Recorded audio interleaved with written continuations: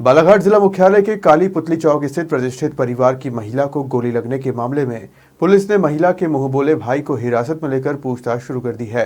आपको बता दें कि 14 से 15 सितंबर के दरमियान रात में चांदनी त्रिवेदी के कंधे में गोली लगी थी। इस दौरान चांदनी के साथ उनके माता पिता, बच्चे और मुंहबोला भाई पीयूष पाठक भी मौजूद थे।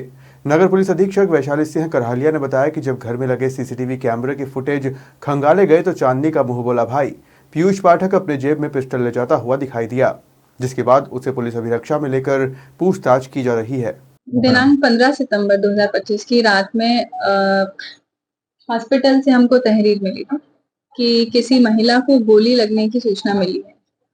उस पे एक चांदनी त्रिवेदी करके महिला है जिनको गोली लगने की सूचना हमको मिली थी, जिस पर उनको हॉस्पिटल में जाने के बाद तुरंत उनको गोंदिया रेफर कर दिया गया, जिस पर मैं और टीआई कोतवाली साहब हम लोग तुरंत मौके पर पहुंचे।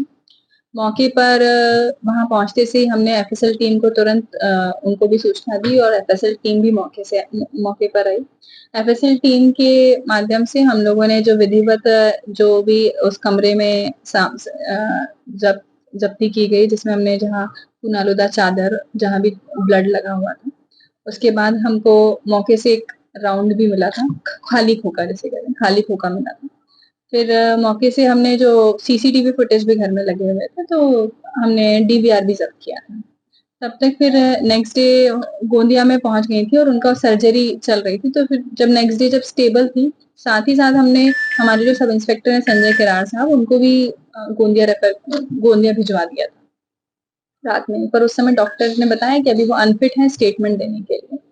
नेक्स्ट डे जब वो फिट हो गई, डॉक्टर से चर्चा करी, तब उनके द्वारा हमको स्टेटमेंट दिए थे। उनके द्वारा बताया गया कि उनकी हस्बैंड की ही लाइसेंसी बंदूक से गलती से चलने से उनको ये चोट आई है, जिसमें उनको कंधे पर गोली लगी। ये उनके कथन लिए गए। बाद में हमने डीवीआर जो हम लेकर आए थे, उसमें डीवीआर का अवलोकन किया गया। डीवीआर में उनके ही घर में उनके मुंह बोले भाई हैं पीयूष पाठक, उनको घर में पिस्टल लेकर जाते हुए हमको डीवीआर में दिखेगा, जिसका डीवीआर का विधिवत पंचनामा बनाया गया है। जब पिस्टल लेकर उसमें जाते हुए दिखेगा तो हमने पीयूष पाठक जी को अपनी अभिरक्षा में लिया गया और उनसे पूछताछ की गई इस संबंध में कि जो पिस्टल ले जाते, तो उनके द्वारा एक्सेप्ट किया गया कि ये पिस्टल उन्हीं की वही लेकर गए थे। इस संबंध में और जांच की गई तो उसमें उनका ये कहना है कि उनके हस्बैंड की जो चांदनी त्रिवेदी है, उनके हस्बैंड की पुरानी कोई देसी पिस्टल है, वो लाइसेंसी पिस्टल नहीं है, देसी पिस्टल है, जो उनके ही द्वारा चांदनी त्रिवेदी के द्वारा कुछ दिन पहले पीयूष जी को दी गई थी। और उसकी उसी संबंध में अब आगे पीयूष पाठक जी से पूछताछ की जा रही है कि अभी देसी पिस्टल कहाँ है, तो उनके द्वारा बताया गया है उसी स्थान से जब्त की जाएगी और उसी अनुसार आगे वैधानिक कार्रवाई की जाएगी थाने में। उनके द्वारा बताया गया है कि हॉस्पिटल परिसर में ही किसी स्कूटी में रखी हुई है, तो उस वहां से जब्त की जा रही है। महिला के खुद के द्वारा चोट आना बताया।